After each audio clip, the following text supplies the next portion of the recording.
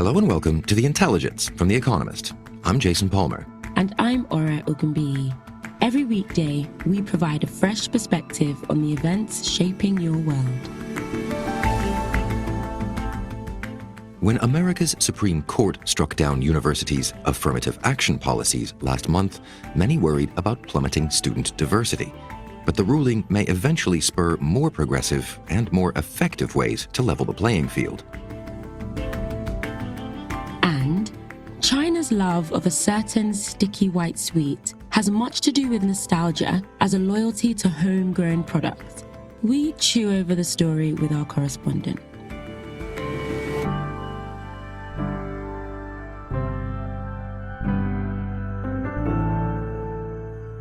First up, though,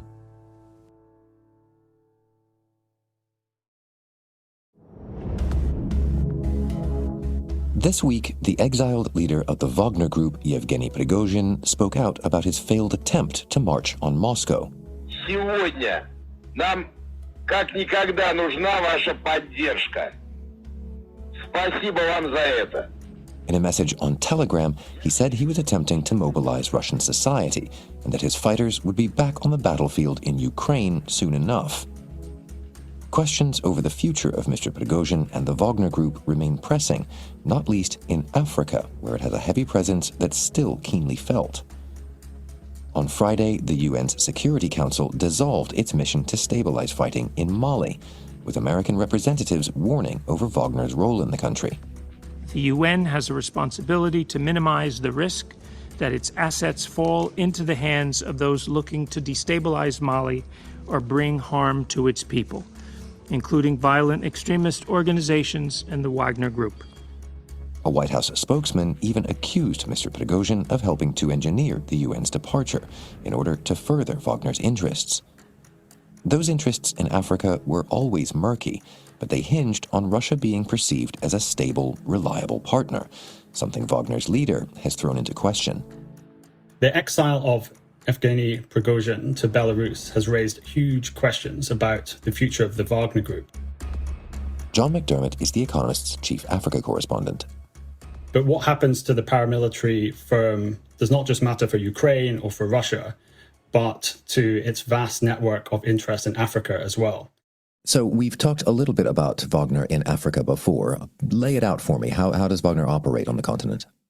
The Wagner Group is both a private paramilitary firm, but also a tool of Russian foreign policy.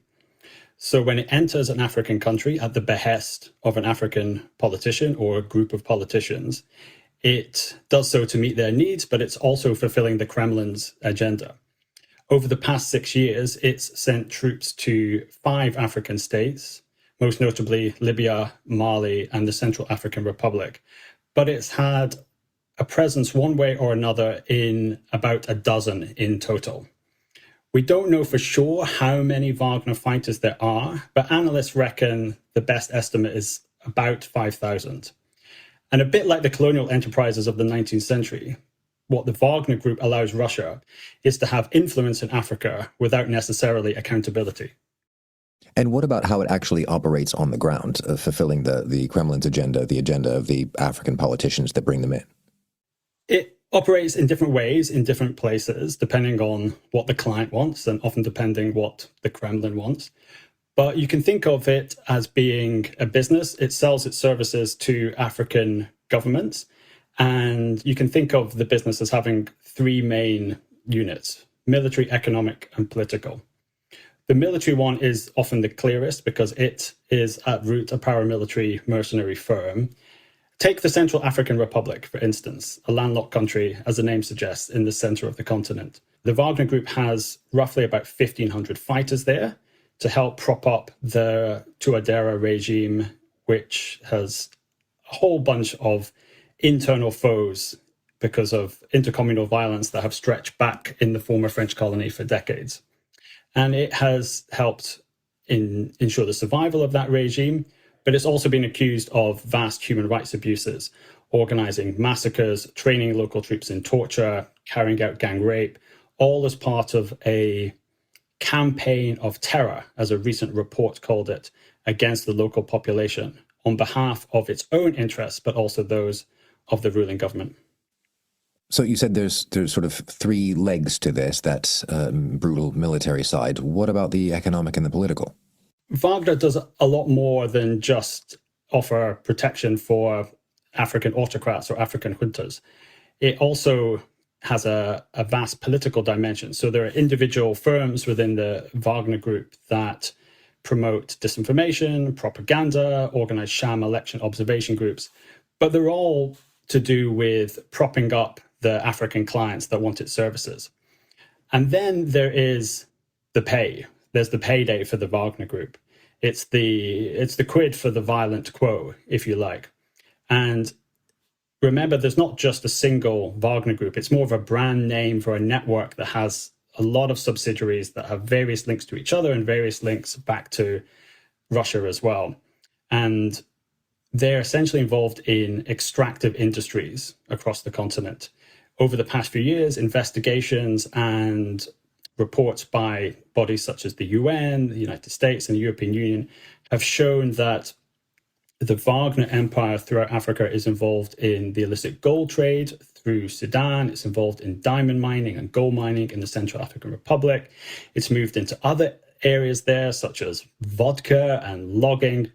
And the key thing here is that while we don't know how much money Mr. Prigozhin and Wagner has made out of Africa, it's clearly enough for it to have been a very important part of the spat between him and Vladimir Putin.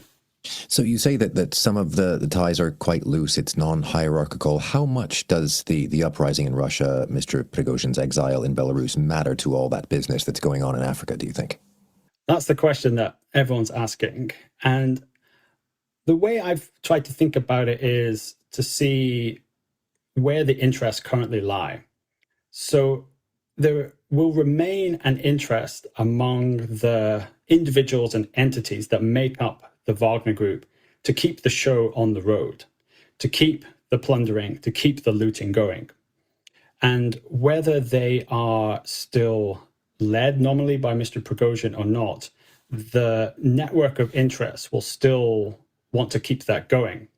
Speaking to Wagner experts over the past few days, they've reminded me that it's much more, the group is much more than just one individual, and it has its own dynamic that will likely seek to continue in the months and years ahead. Another key factor in all this is the Kremlin.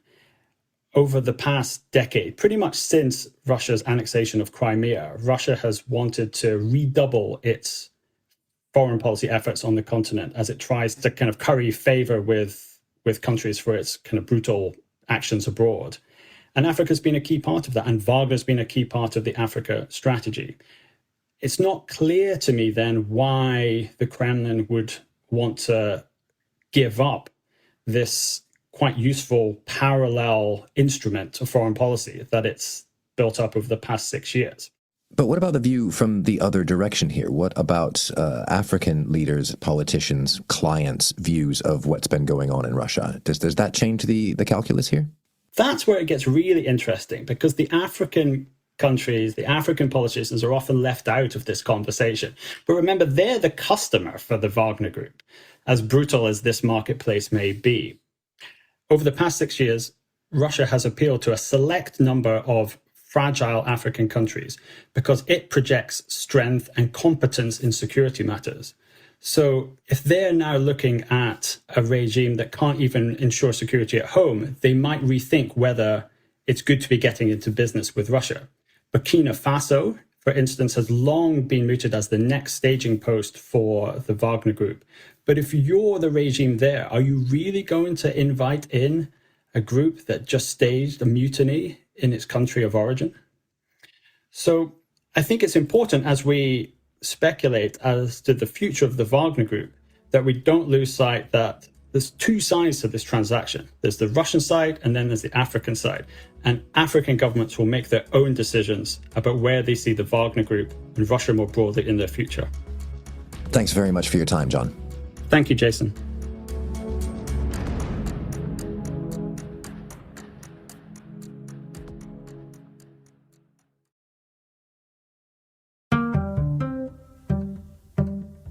For more than 50 years, some of America's swankiest universities tweaked their admission policies to give a leg up to Black, Hispanic, and Native American students. That came to an end on June 29th, when the Supreme Court declared these affirmative action practices unconstitutional. The 14th Amendment stipulates equal protection under the law, and that leg up was unequal. On the surface, that looks like a step back for efforts at diversity, at making student demographics reflect national ones. But look a little closer, and those policies weren't perfect at tilting the playing field toward level, and striking them down may, in the long run, make for even more progressive policies in their place. Since their birth in the 1960s, race-conscious admissions policies have survived a number of challenges. Tamara Jilks-Bohr is our U.S. policy correspondent. This recent judgment by the conservative court could cause a swift drop in the number of students from these minority groups, Black, Hispanic, and Native American, who go to America's best colleges. But the decision led by the conservative justices could actually spur changes that make university admissions more progressive. And Tamara, before we discuss the implications of the ruling, let's wind back a bit about who brought this about, how we got to this place. Yeah, so the decision has come from a pair of cases first brought in 2014 by a legal advocacy group called Students for Fair Admissions. It was founded by Edward Bloom, and he's a longtime opponent of racial preferences. And the case was against Harvard University and the University of North Carolina at Chapel Hill. So by a vote of 6-3, the Supreme Court agreed that systematic considerations of race in admissions decisions violate the Equal Protection Clause of the 14th Amendment. What is really interesting is that the decision does not apply to military academies. The court decided that when it comes to military training, racial diversity is a matter of national security. Another interesting point is that the ruling does not eliminate every last consideration of race. So if a student mentions race in an essay or an interview, and they explain how their racial identity affects their lives, admissions committees can actually consider that. And so what impact do you think this ruling is going to have? One way to look at the impact is to look at the 9 states that currently ban affirmative action in public colleges. So these bans started in the late 1990s, and in general, they haven't actually had a huge impact on the total number of students who go to college. But it has changed where they study. One study of 6 states found that they actually enrolled about 20% fewer Black and Hispanic students in the years immediately after the bans than they would have otherwise. Interestingly, students of color who were turned away by the best universities often wound up at second-tier institutions, and then they displaced some applicants from those institutions who then ended up at third-tier campuses and so on. And so how do you think universities will respond now that affirmative action is officially out? The ruling impacts a policy, but not the underlying principle of valuing diversity. So I think we're going to see colleges and universities get very creative in how they recruit and admit students. First of all, many students of color don't even apply to the elite universities. They think that they might not be able to get in, or they think that they can't afford the university. Universities are going to have to really work to get these students to apply in the first place. Another option is to ramp up wealth or income-based affirmative action, which does remain legal under the latest decision. And this would allow students of color, Black, Hispanic, and Native American students, as well as white and Asian American students to be favored in the system if they are poor. And that would provide opportunity to students regardless of their race. And you're convinced that the university administrators want this diversity that is no longer sort of being imposed? I do. In my conversations with university presidents, they made it really clear that diversity matters to them, both because they think that diversity fosters a better learning environment, but also because they believe that the most elite students want their colleges to be diverse. So if they failed to deliver diverse campuses, then they could actually fail to get the best students. So you say that universities will have to work hard to keep the diversity up. What kind of policies are we talking about here? So this is not going to be easy. Even with race-conscious admissions policies, universities really struggled to create diverse campuses. But there are a couple of strategies that they can try. One thing that has been done is top percent schemes. Basically, universities offer spots to any student who graduates in the top 10% or whatever percent of their high school class. they get automatic entrance to university. And the idea is that it can give really smart kids who excel in any school, whether it's the worst school in the state or the best school in the state, they all get a chance to go to the best colleges in the state. Another option, which is probably the most controversial, but arguably would be the most fair, would be to ditch favoritism for children of alumni and for other special considerations. Legacy applicants, or the children of alumni, make up around 16% of Harvard's class of 25. And over 43% of white students at Harvard were athletes, legacies, children of faculty or staff, or had some other special status. Another perceived barrier to creating diverse classes is standardized testing. Columbia University recently announced that they will no longer require the SATs or the ACTs, and they seem to think that this will help them craft more diverse classes. And how effective in total do you think all of these policies might be if they were all put into practice? Achieving this on a national scale is going to require a huge push. Furthermore, if you use income-based affirmative action and you don't consider whether or not a student can pay, a university is going to have to now run with fewer tuition funds. So it's not as easy as just admitting everyone who deserves to get in. Universities have to collect tuition, so they can't admit a class of entirely poor students.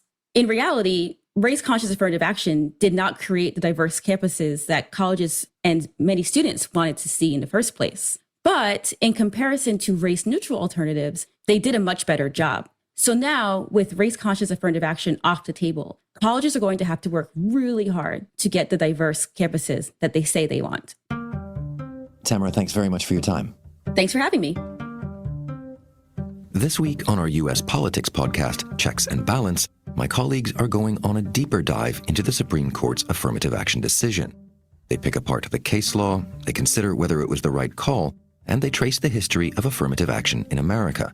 That'll be out on Friday. Look for Checks and Balance wherever podcasts are admitted without prejudice.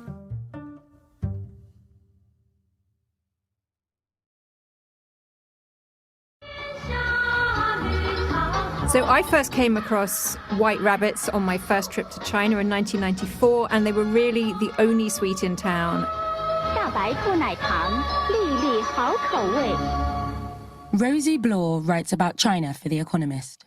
They're these milky, very, very chewy candies, and they're wrapped in a very distinctive, sticky, edible rice paper cover, and then again in wax paper. They have a rabbit on them. They're red, white, and blue, and they're just one of those things that pops out as soon as you see them. They're an iconic brand in China. And where did White Rabbit come from?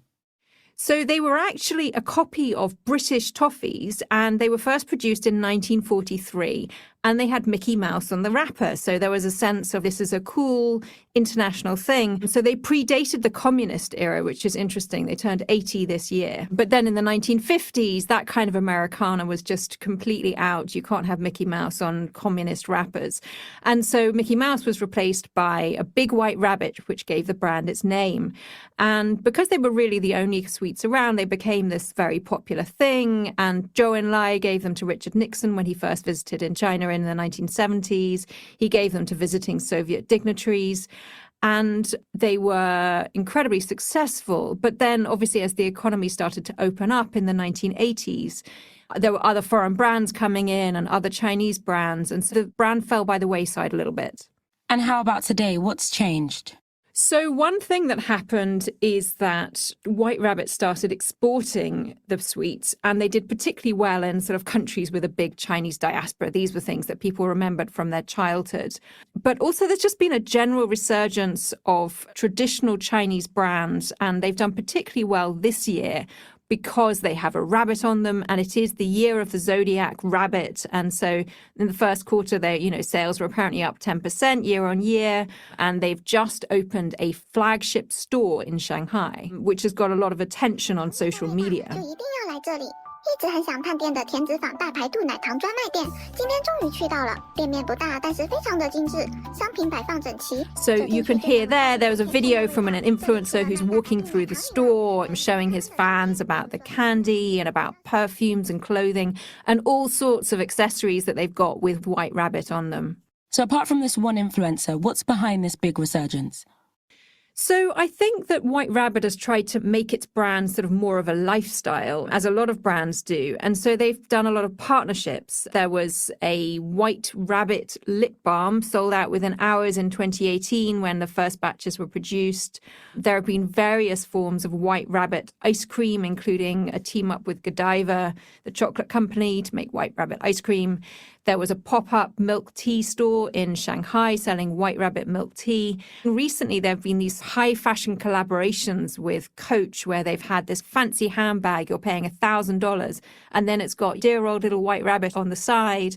There's been a Japanese skincare brand launched White Rabbit face serum, which had these bottles that also warn consumers do not eat. There's been all sorts of different types of collaborations. And why are all these brands collaborating with White Rabbit?